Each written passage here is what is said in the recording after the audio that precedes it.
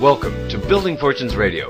Make sure you check us out at buildingfortunesradio.com. Along with our marketing partners, we're here to help our PM Marketing Network Leads customers build their businesses and make the world a better place. At Building Fortunes, we know how much your business means to you and the people important to you. So spread the word, tell a friend, join our newsletter, and go make a difference in your world. Now on to our show with your host, Peter Mingils. Hello everyone, Peter Mingils here. You're listening to Building Fortunes Radio on www.buildingfortunesradio.com, and I always playfully start off by saying if you're alive and you're listening in live, thanks for being here. Your time and your attention is always important. We always try to add as much value as we possibly can in all the segments that we do. And if you're listening in and you found us in one of several different places, we have a lot of people that we actually give these radio shows to, and they rebroadcast them on their stations. So if you're hearing us all over the place, you can hear us again by going to buildingfortunesradio.com and then clicking on any one of the links and listening to the different shows. On Saturday nights at 8:30 p.m. Eastern, I started a tradition with a gentleman named Scott Johnson, and Scott called me one day that was like one of those Monday holidays. And I usually don't have a chance to talk a lot, especially during the day, because customers are always kind of getting in the way. And I say that, playfully, like customers are always interfering with long, involved conversations. But he called me at the right exact time. We were talking about some stuff that happened with the Vemma versus the FTC situation. And through that long, winding call, I realized that, wait a minute, I think I've seen his website before, which is, by the way, stoptheamwaytoolscam.wordpress.com. So stoptheamwaytoolscam.wordpress.com. I said, I think I've seen this website before, and I remember when I was going through it, I had never seen so much research done before on the niche market of tools. So we kind of explored that whole process and that whole conversation. I said, there's a lot of things that people can learn from your wealth of information relative to not only the tool scam but other things. I invited him to be one of our guest speakers on our radio shows, and we do this one on, I'm going to call it an after-hours one because I think most people are not building their home-based businesses on an 8:30 p.m. Eastern time on a Saturday. So I said, let's do this radio show. We'll rebroadcast it and then be able to add another dimension to Building Fortunes Radio and also give him a platform to be able to share with the world his really interesting concepts and his niche market of really identifying the tool scam associated with network marketing companies starting off with Amway. So I'd like to first of all say thanks, Scott Johnson, for being here, and I'll let you tell everyone a little bit about yourself, how you got started and all this sort of stuff, and then we'll cover this week's topics. So over to you.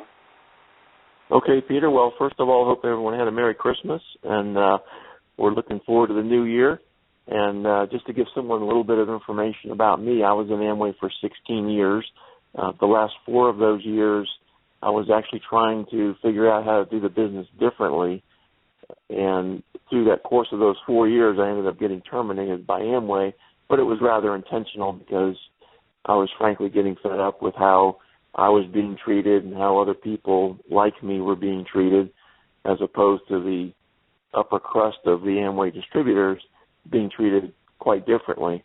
So I've also been doing that sort of undercover distributorship / research for 10 years now. And I think I've got a pretty good handle on what's going on, how long it's been going on, how bad it is, and those sorts of things.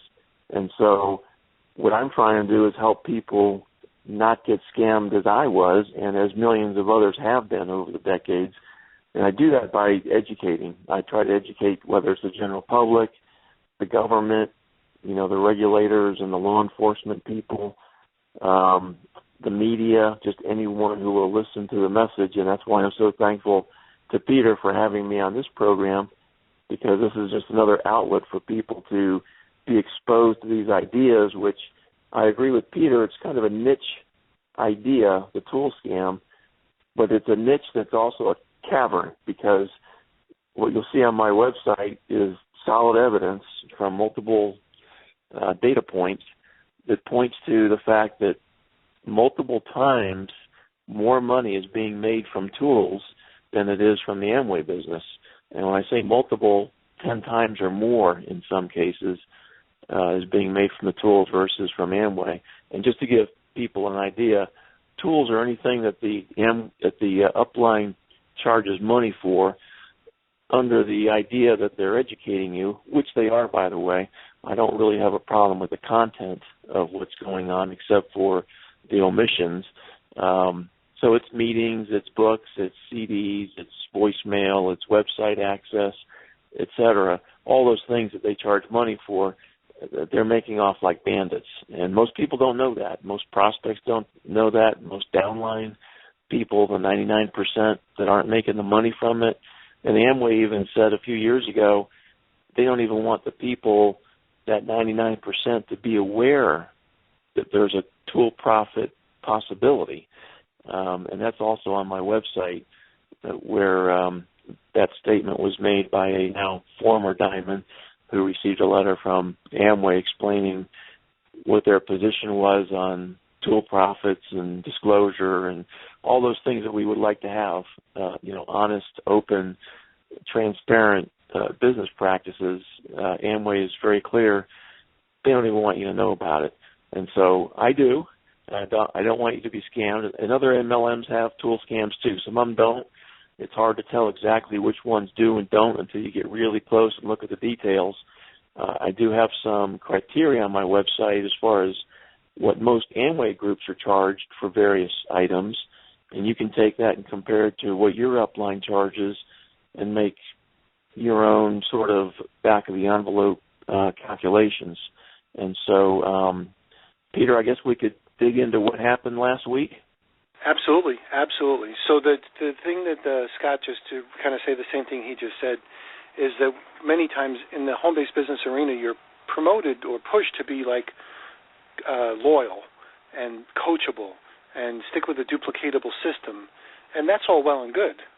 McDonald's has a duplicatable system that needs to be stuck to. I mean, you got to go to college, McDonald's University, to be part of that whole franchise, and you better not try to reinvent the wheel.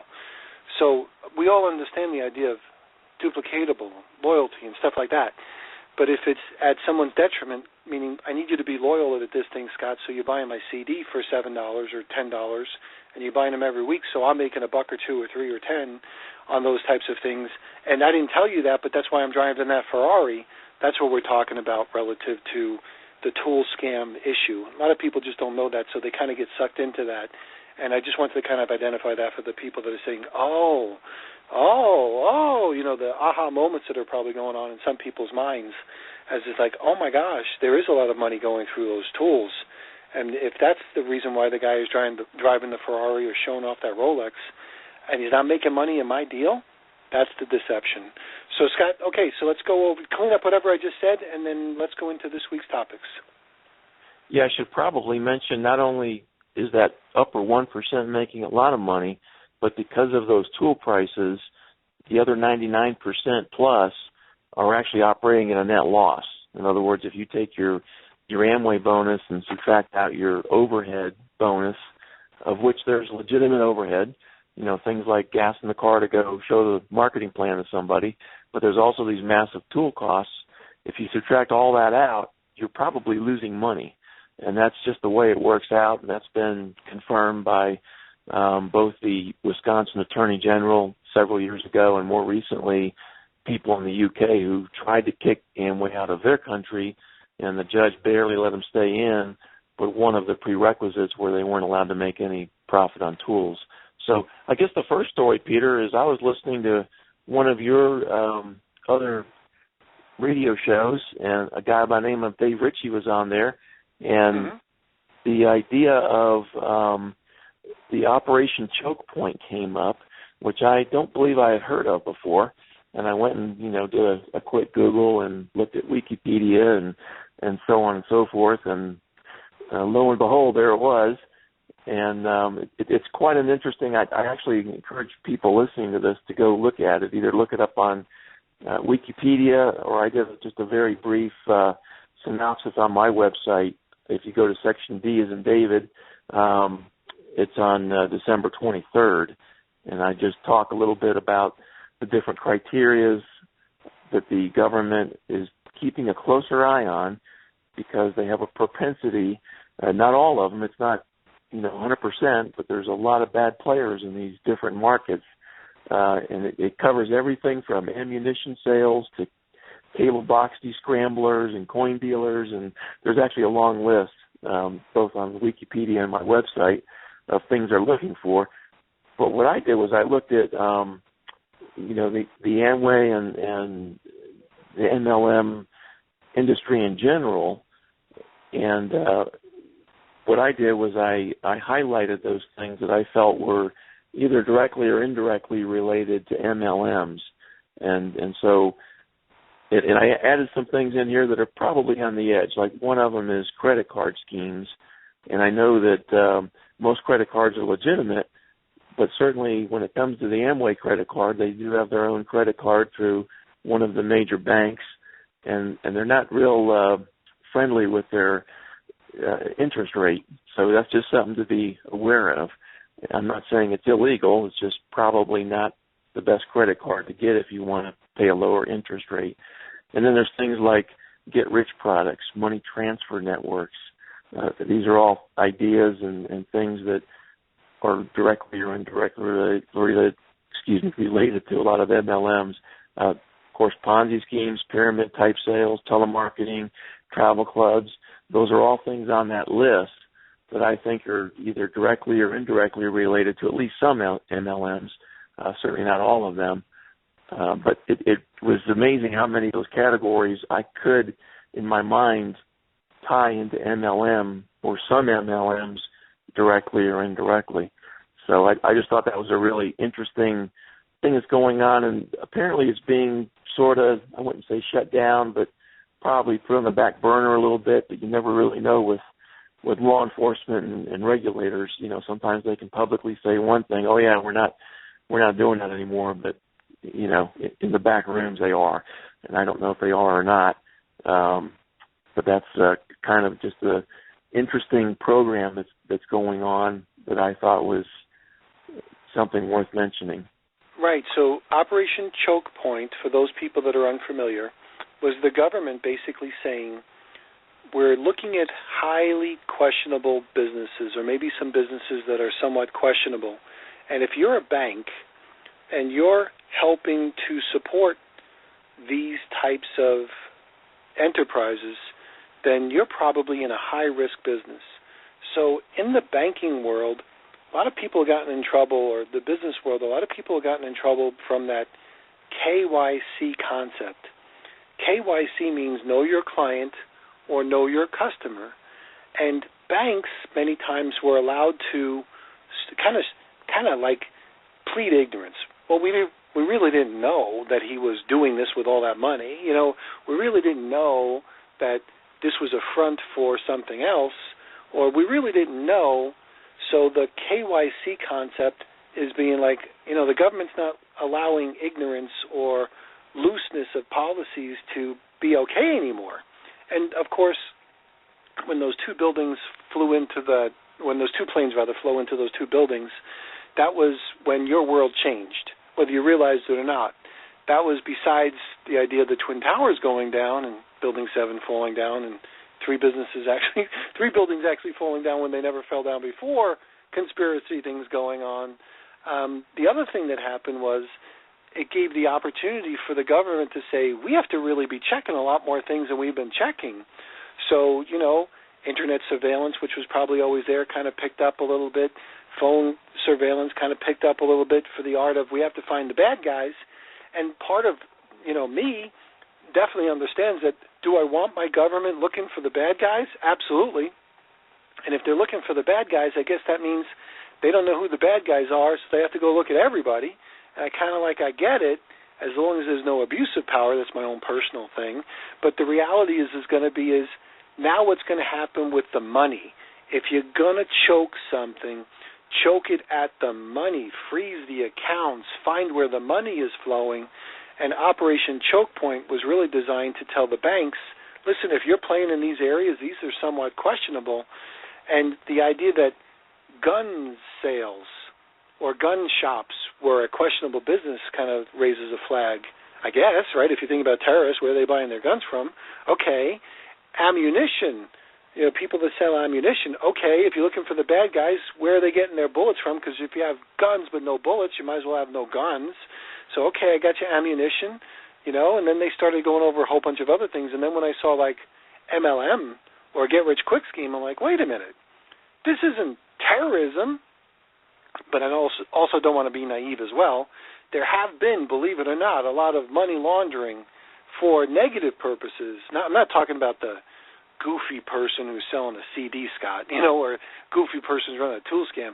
There's been some real, legitimate, illegal money laundering done through some network marketing companies worldwide. So I'm like, okay, I get it, but not to throw the whole industry under the bus. But that's really part of the things that we have to watch out for. So Operation Choke Point has definitely taken its toll, because when banks get whacked for doing certain things, the government is really good at fining people. They fine millions or billions of dollars for those types of KYC issues. And the idea that MLM or get-rich-quick or pyramid schemes or any of those other types of things might even show some kind of a flashlight on our industry is something that we just should be aware of. So having said that, Scott, I just kind of re-explained everything you just did with some words that the typical MLMer might understand as well. So here we go. So I'll let you finish your comment on anything else that I said. Yeah, appreciate that. Yeah, I mean, even if a particular business is doing nothing wrong and that bank does business with them, and let me use Bernie Madoff as an example. Obviously, he was doing some very wrong things, but once he was caught, then the government, by law, is allowed to go after as much money as they can get their hands on to return to the victims. That's just how the courts have decided to make things right. And so even if the bank did nothing wrong, they were totally innocent. They had no idea what was going on. They may have even looked into it a little bit and had no idea what was going on. They're going to have to return that money because it was ill-gotten profits, even if they were completely unaware of it. Just like most of the Bernie Madoff Ponzi victims were unaware that he was committing a crime. And so that's something that is actually the other side of the coin. It's actually good for the banks to be aware, hey, there's certain business types or certain categories, there's certain things for you to be a little bit more careful about and look into a little bit more, do a little bit more due diligence to make sure that it is on the up and up, because if something goes sour, the government's going to come back and get as much of that money as they can. So it's really to the bank's best interest to also be aware of these particular categories. I mean, they should be aware of everything, but they can't dig into everything in excruciating detail. And so I kind of look at this as a government help list for them as well, to say, hey, if it's one of these categories, pay a little bit more attention to it, because we found there's a propensity for bad actors, and we want to help protect you, the banks, as well. And I'm right with you, Peter. I don't want a big government, but I do want them to get the bad guys. And sometimes, like in war, when the bullets are flying, you have to kind of hunker down a little bit and be a little bit more careful, because that's just the nature of whether it's physical war or financial wars. You just have to be careful, even if you're completely innocent. Yep. And for those people to throw this back in the MLM world, let's use Bernie Madoff as an example, and I'm going to use the wrong example. I'm telling you in advance, it's the wrong example. But say the New York Mets were a baseball team. Well, they still are a baseball team. They're a baseball team, and their owners kind of invested with Bernie Madoff, and they might have made $200 million. And maybe you consider the New York Mets, they were in the World Series just recently, so stand-up kind of a team, good people, certainly want to have a good reputation. And I'm only using the New York Mets because this might not even be the case. I don't even remember if they would get tied into it. But when that government shuts down Bernie Madoff and that receiver says go after everybody that made any money, they go after the New York Mets to return the money. They go after the churches that got the money, that gave it away for starving kids or whatever. They go after all, like you said, Scott, they go after all the money that ever was there.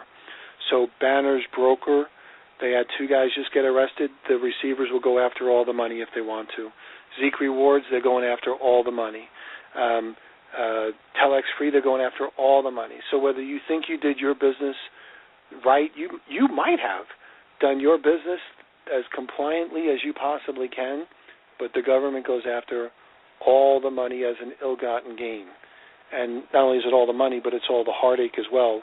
3 years and a few months later, because I'm still pretty tight with what's happening with the Zeke reward scenario, I know people that will not live as long as they would have because of the stress associated with what's happened. I know people that have lost all the money that they've done and haven't been able to recover as a result of them not doing anything quote-unquote wrong, but because of the receiver coming after them, they're really destroying some people's lives. So whether you're an MLM attorney, a consultant, a vendor, or whatever, these are real issues that we just have to kind of watch out for and identify as well. So we start off the conversation with Operation Choke Point, go into the concept of, hey, listen, if a company's doing things the wrong way, even if you're a net winner, those are all what we call advanced earnings. They're not really earned earnings, and they'll be taken back with penalties, plus legal fees, if you wind up in the wrong spot. So the years or the decades where people thought, well, I mean, they'll go after me, that's not necessarily true anymore. They're going after a lot of different people at all different levels. And if you go to the critics' websites, you'll see them all over the place, probably more so than I think I've ever seen before, Scott. So the government is more or less, they're done with the banking industry after the first collapse. Now they're just basically going after everybody else they possibly, well, not everybody, lots of other people they're going after, and some of them obviously deserve it. But if you're an innocent victim by being tangled into those types of things, you really need to reevaluate those types of issues because they really could hurt. So anyway, so back to you. Yeah, that's a good wrap-up. Just moving on to a new topic, I came across, and I can't remember exactly how I came across this YouTube video, but I've got it on yesterday's news in my Section D again, and it's December 25th, 2015. So on Christmas, I was just kind of goofing around a little bit. I came across this person who was doing a presentation, and I don't know exactly what the setting was, but it looked like it was some kind of a DSA-type presentation. It looked like it was multiple MLMs were in attendance and listening, but his basic thrust of his presentation was using technology to improve business, and I'm talking about in general. But one of the really important, and I think one of the key items from this presentation was how technology is really creating new business opportunities. And one of the examples he gave was Uber. You know, just a couple of years ago, I don't think Uber even existed. In fact, I think he said just in the last 7 months, I think it was $2.5 billion have been put up to capitalize these new business ventures. And so, to me, the thrust of that discussion was there's a lot of non-MLM business opportunities that are out there available to people. Even 2 years ago, they were not available. Somebody with Uber can make a decent amount of money from day one, and therefore there's probably less focus on MLMs and more focus on things like Uber.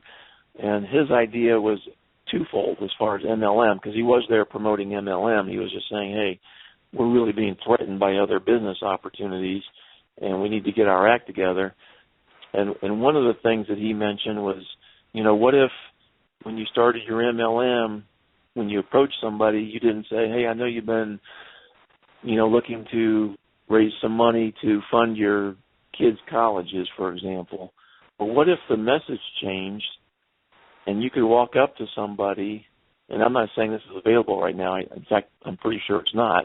But he said, what if somebody from an MLM approached you and said, if you join, I'll give you $500 just to join, and even if you don't want to sponsor anybody and build an organization, we'll pay you just to distribute and deliver the products and services to the customers. And he really changed the whole dynamic of potentially what could happen. I think there's some real barriers to doing that in the MLM world. But it was a very interesting presentation, and the other big takeaway from that is this technology is starting to be used by MLMs, and they're starting to do, I guess you would call it artificial intelligence. And one of the examples that he used was, what if you had a bunch of friends on Facebook, and probably nobody on Facebook is going to say, I'm overweight, I'm looking to lose weight. But they might say, hey, I was invited to a wedding, and I'm hoping I can get into that, dress in a couple months. And so something like that, what they're doing is, applying intelligence, if you will. And so when someone that's a friend of yours says that, if you belong to an MLM that does weight loss, you could contact them and say, hey, I heard you mention getting into that dress. I just happen to have something for you here. So it's really getting interesting and a lot more, pinpoint targeting marketing potentially coming down the road. And I just encourage everyone to view it. I've always been intrigued by whatever is new that's coming on the scene, and this is definitely new. I looked up this guy's website. I don't remember. I know it's on the YouTube video, but I looked at his website, and there's already several MLMs that have started to use his technology. So just something to be aware of, and I just wanted to kind of put that out there. Right, so what a lot of people don't realize is that there's nothing, like you bought the computer, you paid for the internet connection, but it's really not yours. So if you really think that through, everybody is using all the data that they're finding. So Twitter is looking at every tweet that someone makes and trying to figure out the keywords, and Facebook is trying to do the same thing. So when Scott mentioned something like, hey, I wanted to see if I could fit in that dress or that suit for the wedding, in 3 months, there's somebody that's analyzing all of those words, trying to figure out what kind of trends on a massive scale that are being set, so they can figure out which ad to show you, which email to send you, which website so you can be able to see. So in essence, we're all being manipulated based on the things that people are writing or the things that you might be writing in general. So whether you realize or not, you bought the computer, you pay for the internet service, you might pay for your phone lines, but everybody else is using the data. And the key is going to be everybody's trying to figure out this artificial intelligence, figuring out where you're going to make your next step, what your next decision is going to be.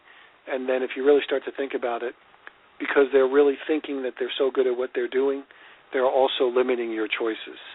So they're making your decisions for you. They're deciding they're going to give you peas instead of carrots, corn instead of broccoli, and that's all based on whatever they think you want to buy or use next, or whoever they might have sold your information to, which really sucks, Scott. If you really start to think it through, it really does suck, because although there's the illusion of freedom and the illusion of decisions, a lot of this stuff is really artificially being inseminated into everybody's life. So I'll let you comment on what I just said. No, I agree with you. It was a little bit spooky and creepy to think that you could just make an offhand comment on Facebook and all of a sudden your phone starts ringing off the hook. Right. Yeah. You're painting your own blueprint. You're painting your own blueprint. Exactly. Somebody is thinking that you're actually painting your own blueprint. So if you really want to mess people up, then just go and do the opposite or do different things, and say you like pink shoes and green turtles and you really love snakes. And whatever blueprint they're printing of you is probably going to be wrong. But the worst thing you want to do, I think, is tell the truth. If you tell the truth, they got a true blueprint of you. If you want to kind of throw them off a little bit, then see. And by the way, so when you start seeing those things and you put up something like, pink shoes, you like crack cocaine, well, don't do crack cocaine. So, that wouldn't be very smart. Yep. So do pink shoes, green turtles, and blue snakes, and then see if the next time you're reading something or seeing something, you're not directed to websites that are like, wow, I've never thought that. Wait a minute. That's right. There's a blue snake on there with a green turtle and a pink shoe. Holy poop. Like they are watching me. So anyway, so having said that, that's real, whether you like it or not. Realize it or not, you're being watched. So yeah, you paid for the computer, you paid for the internet connection, you paid for the phone, but you don't own any of it. Back to you. Yeah, exactly right. And I guess it was just a little bit of news from Vemma this past week, not major news, but and I think this was since we talked last, but I think it was BK came out with a new court document, which basically, just to follow up on what we were talking about last week, he's trying to sell off part ownership in some real estate that does the canning for his energy drinks. He's basically essentially trying to raise about $500,000 to keep paying the bills in the short term. And the FTC said, no, you can't do that, either because from the FTC's perspective, the existing order from the judge does not allow him to dissipate assets, again, in order to pay back the victims if the eventuality is either he settles out of court or goes through an actual trial, because the judge has already gone on record saying it's very likely that this is an illegal pyramid. But BK came back and said, well, we know the FTC is against this, but we were very upfront about it, and we really need the money. But they never challenged whether or not it was allowed by the judge's order. And frankly, even if it was not directly, specifically addressed, the FTC also said, just in case you didn't mean this, Judge, we think you should have, and we would ask you to change your order to cover this circumstance. And so far, everything I've seen from the judge is he's pretty much sided with the FTC so far. And so I just wanted to kind of throw that out there as well, that that's still kind of moving along, kind of a slow pace, but that was just another document that's out there. Yeah, he's going to have a hard time. The judge and the receiver, it seems like they're trying to preserve the assets to be able to give back to the victims, they're going to call them, if this is determined to be some kind of a Ponzi or pyramid scheme.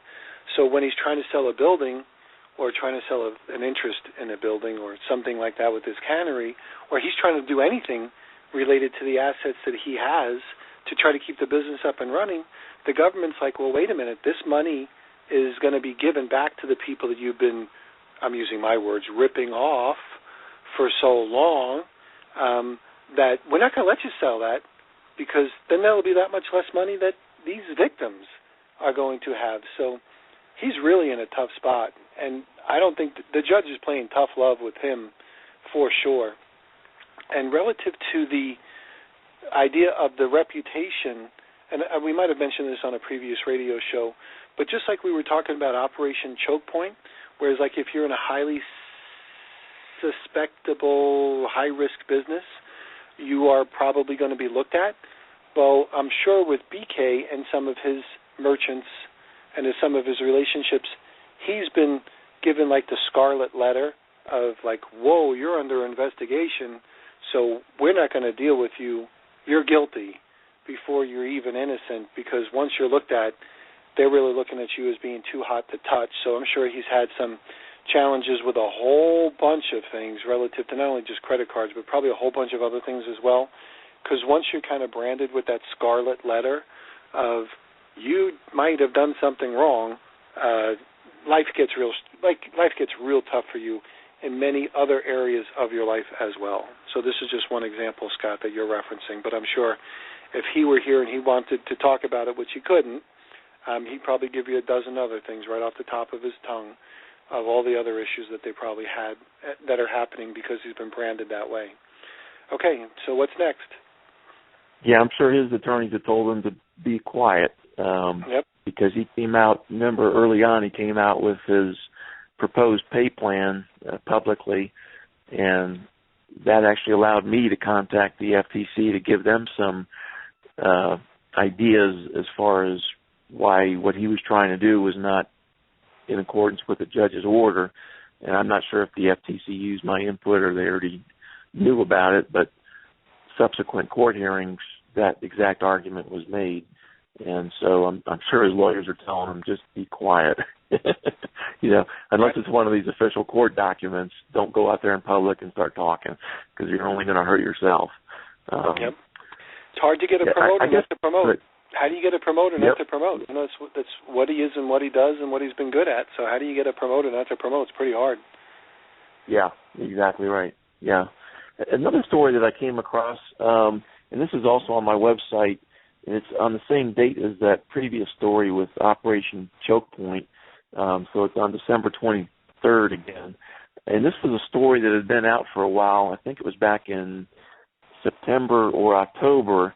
And I looked at it, and I saw some of the subtitle, and it said, do short sellers make good regulators? And it was in reference to the Herbalife saga and Bill Ackman. But then I came across it again from some source. I don't remember exactly. So I took a second look at the article, and it's actually a very interesting article. And I'm trying to remember.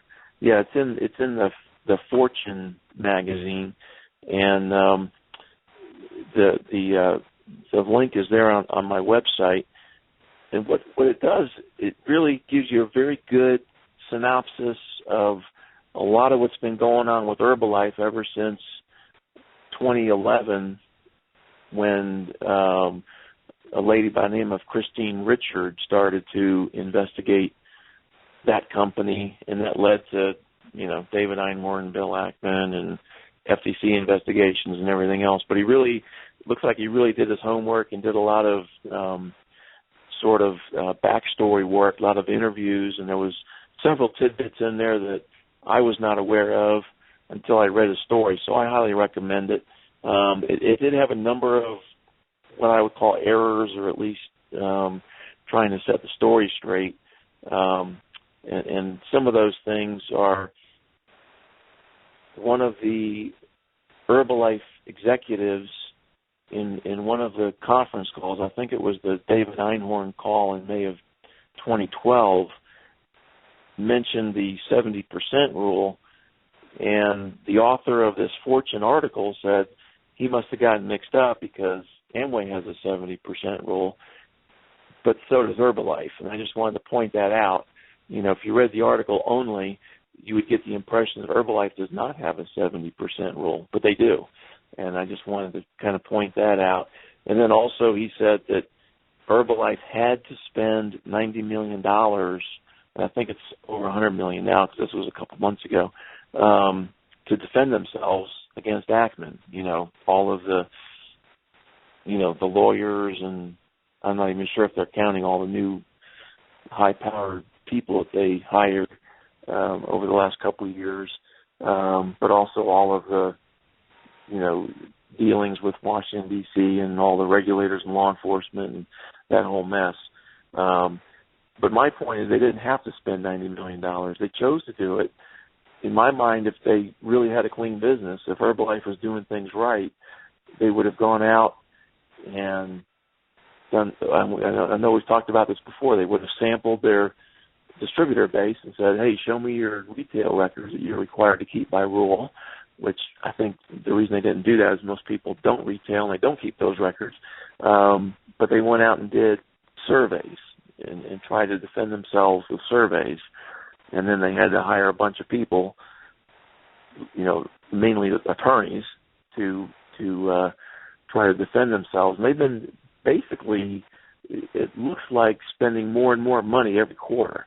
This is not going away. It's actually getting bigger and more expensive as time goes on. So, things in the Herbalife world, from my perspective, are going in the same direction, although much slower than Vemma. Yeah, I don't know where the whole Herbalife thing is ever going to wind up, but from both sides, I'm guessing, Ackman is probably spending a lot of money on legal stuff, trying to defend himself now, I think, from some of the insider trader claims that have probably been made against him. So I'm sure the Department of Justice and the SEC is going after Ackman because, remember, these are stocks, and there's certain amount of information that probably is discussed, and Ackman's got a bullseye on his chest for lots of reasons, including the idea that Herbalife is hiring a lot of people that are really good at what they do. I mean, from both sides, you have to kind of admire the way this is. It's sad the way it's going, but you have to admire the process because Herbalife is doing a really smart job. Lobbyists, attorneys, consultants, new employees, all that sort of stuff. In a defensive mood, it feels like, to be able to handle these issues. And Ackman is doing a lot of stuff as well to just kind of keep piling stuff on regulators' desks of here's what we find they're doing wrong, here's what we find they're doing wrong, here's what we're finding wrong. But then also he's probably have to defend a little bit of himself too, because there's been some allegations that, he's maybe on the edge of manipulating some of the processes or procedures, or maybe as far as insider trading. Remember, there's a lot of money at stake here. There's $1 billion for him. Herbalife's future is at stake, so there's probably investigations going on both sides. So the longer this thing gets, the more tangled the web is weaved. And when it falls out, Scott, I have no idea. I really thought at the end of 2015 something would be announced, but I guess not, obviously. It's really not looking like there's a lot of people on a feverish pace to get this stuff done. But in light of what's going on with Vemma, who knows? I mean, it's a little bit on the confusing part, but I guess when you're dealing with a publicly traded company, there is a lot at risk if the government makes a mistake and doesn't have everything done the right way, because there is just a lot at risk with a publicly traded company being either shut down or fined, is also being a pyramid with so many people's names and reputations at stake there. High stakes for sure. So I guess everybody's trying to figure out how to make I don't know what they're doing, but I know they have to certainly be cautious. Yeah, and a couple things to keep in mind. One is, this is not Bill Ackman's first rodeo. He took a massive short on a company called MBIA, which is basically a big banking investment company, back in around 2002, because he saw all the warning signs of the collapse of real estate. He said these guys are tied up in all these really complex mortgage packages, and I think the whole thing's going to fall apart. And he was very insistent with this, and he actually got to the point where MBIA complained to the government, and the government looked into him, Bill Ackman, to see if he was saying false things, because it's not wrong to say things that you believe are true about a company, and you can back that up with a short bet. Basically you're saying, I believe this stock is overvalued, and I'll make a lot of money because of the short bet if it does go down in value. And it's not illegal to do that as long as you did the research and you believe the results of your research. Now, there is one thing I came across recently, and I don't know where I saw this, but it is illegal, even if you're right, to have someone else be the person behind the statement. In other words, if Bill Ackman knew something personally and he told someone else to say something for him, as if they said it, then that is illegal, even if it's true. So you can't sort of hide your own identity. You have to be the person that has the information and is providing the information.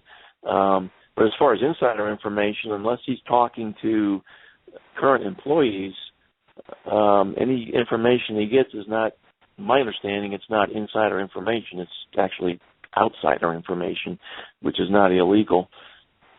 Another thing is the SEC has looked into some of the subcontractors that Bill Ackman has, and he's gone on record as saying they've never approached me, they've never served me a subpoena or even asked me questions, but there have been public questions about some of the techniques that some of his subcontractors have used, and Bill Ackman has gone on record as saying, I think he spent like $50 million, something like that, and a big chunk of that was legal advice.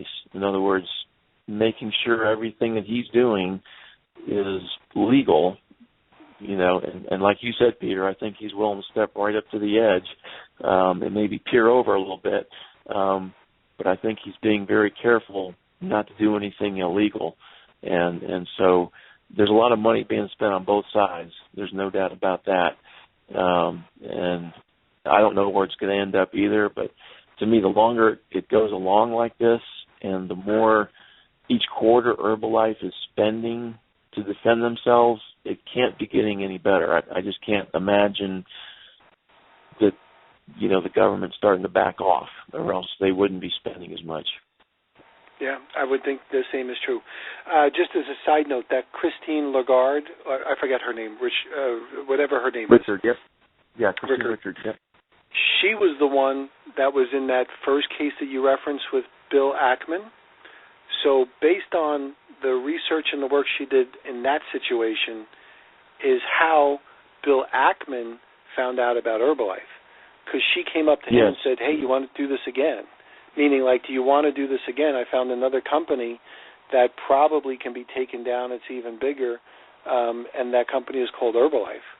So I believe that through the research and development and the relationship they had, that's how Bill Ackman was shown the spotlight of Herbalife.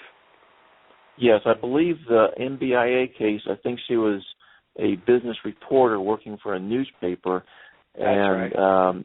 And she was very closely aligned with Bill Ackman as far as knowing what was going on. And she wrote a book about that whole experience.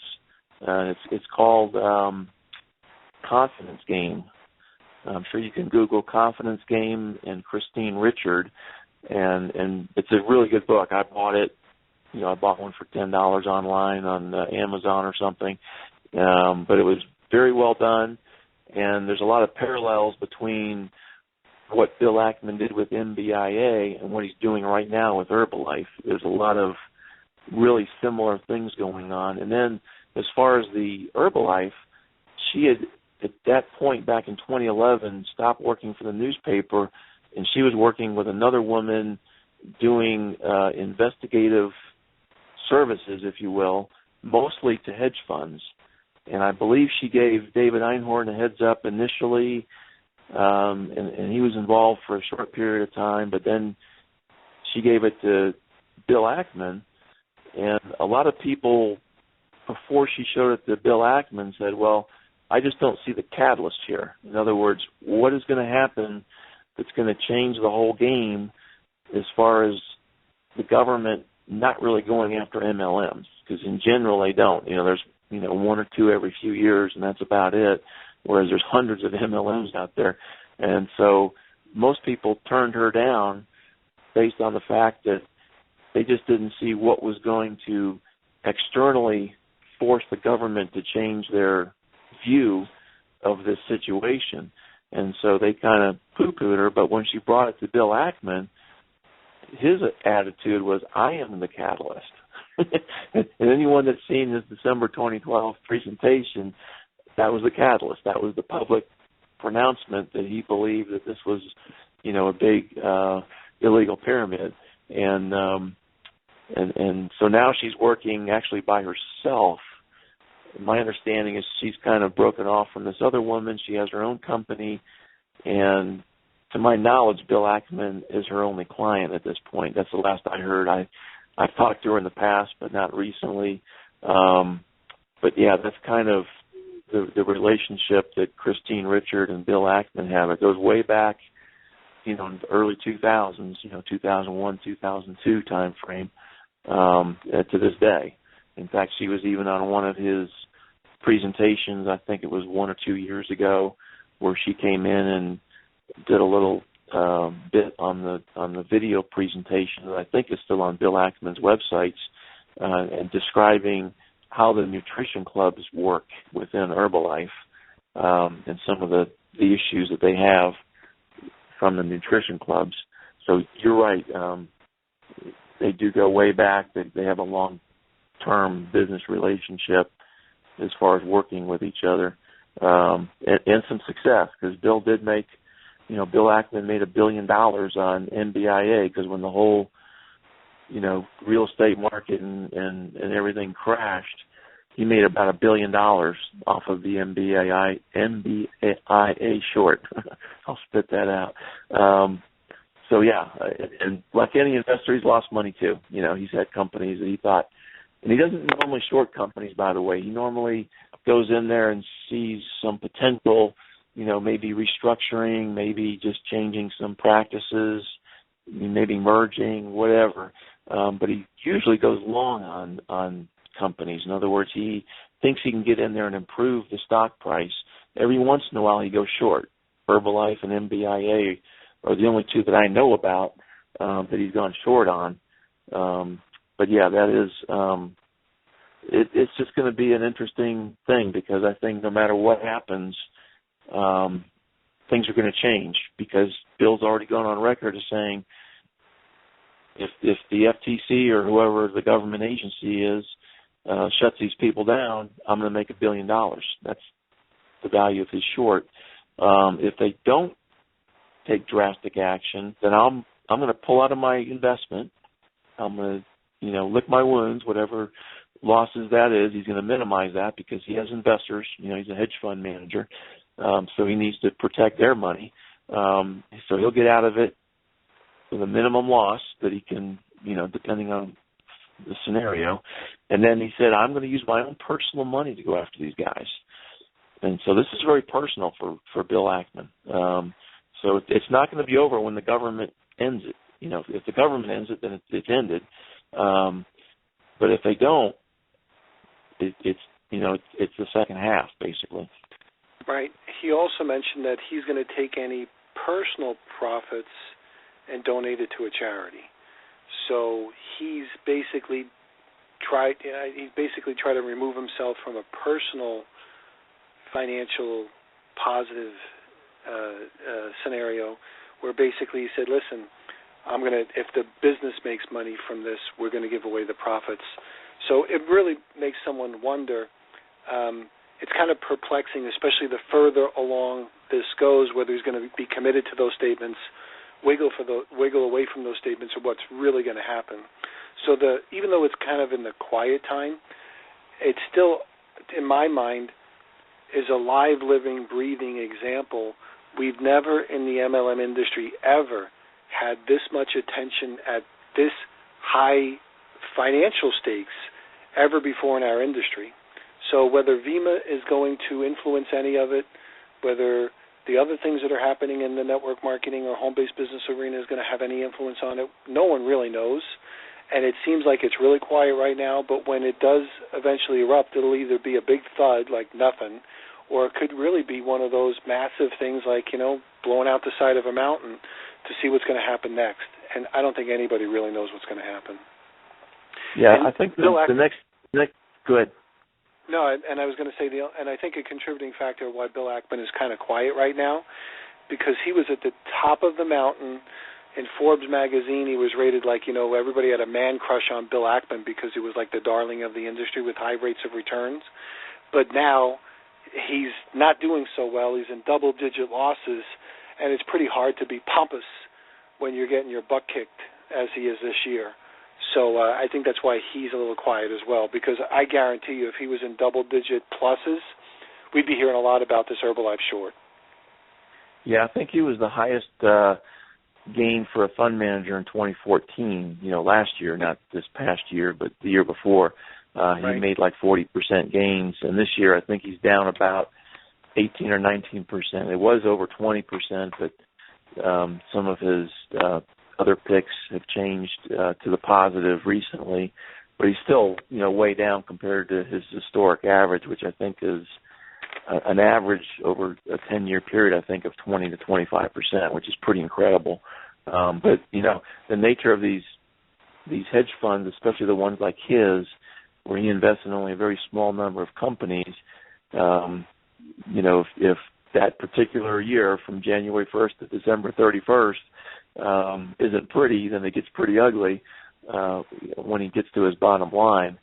Now, I don't know what it would look like from, June to July, for that time period, because, we always do things on a calendar year, and sometimes that's the worst two data points to measure, or the best, depending on your perspective, as far as the gains and losses.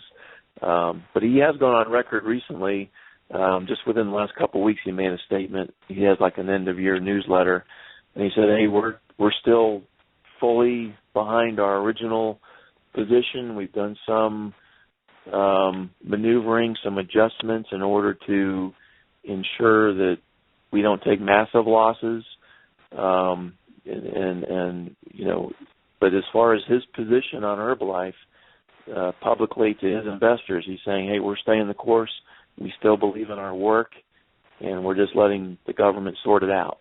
But he's not being real public and boisterous about it. You're exactly right about that, Peter. He's been pretty much quiet as far as those public pronouncements and all these big webinars and everything else. And just to comment on the large decisions, I think this is probably the largest MLM news from a legal standpoint since the early 80s. That's when maybe late 70s and early 80s, because 1979 was the big Amway decision with the FTC, and then in the early 80s, I think it was 1983 time frame, there was a number of things that happened. There was a 60 Minutes show. There was the issues with Canada, where Amway was setting up some weird situations in order to get around the import duties into Canada, and they ended up, Canada tried to extradite Rich DeVos and Jay Van Andel, the two co-founders of Amway, plus I think two other executives, and of course they didn't get to that end point because they settled before that. But the end result is, both corporately and personally, Amway pled guilty, both civilly and criminally, and were fined somewhere in the neighborhood of $20 to $30 million, both criminally and civilly. So that was probably the biggest MLM news or decision, if you will, and that goes back a ways, late 70s and early 80s. Right, and I don't think to the proportion as far as the money is concerned, because you're talking about over $100 million on the Herbalife side, probably pretty close to that on the Bill Ackman side. That's a lot of money being invested in this whole addressing some of these issues. So it'll be kind of curious, and when the SEC and the Department of Justice, and those are, some of those things reach into criminal. So whether that'll actually happen or not, that'll be really interesting and somewhat scary as well. FBI, it's been reported the FBI is involved too. So Department of Justice and FBI, and those guys are criminal. They're not civil. They're looking for crimes. They're looking for jail time. That's really serious stuff. So, and that's another reason I think it's taking longer. Is they, like you mentioned, they want to be sure they get it right. They want to get their ducks in a row. They want to make sure that if they take drastic action, that they're not going to be embarrassed later, and realize that they got it wrong. So I think they're being very careful, very diligent, very thorough, and we just have to wait until they're done. And I'm probably positive every MLM attorney or every attorney that's possible has probably been hired by one side or the other. So I'm sure there's a limit. One of the best forms of job security could be being a new attorney handling the Herbalife case, because somebody's going to hire you. I mean, the bottom line is somebody's probably going to hire you. So lawyer's going to make money, and that's usually the way it works anyway. Anyway, on that note, Scott, we're almost done. Believe it or not, we've buzzed through an hour. We have limited period of time to tell you that Scott's website is stoptheamwaytoolscam.wordpress.com. Stoptheamwaytoolscam.wordpress.com, and Scott, I'll give you the next 30 seconds. Okay, and if anyone wants to contact me, I'm glad to communicate. I'd like to start that out with my email. It's stoptheamwaytoolscam@yahoo.com. I'll probably want to talk to you, though. So if you email me, we need to get on Skype, or we need to get on. I have a free conference call number. You can keep your own phone number confidential, because I understand people don't like to give out their phone numbers, especially to people they don't know. So there's a way for us to talk without you giving up your identity, whether it's your name or your phone number or whatever, so we can keep that confidential.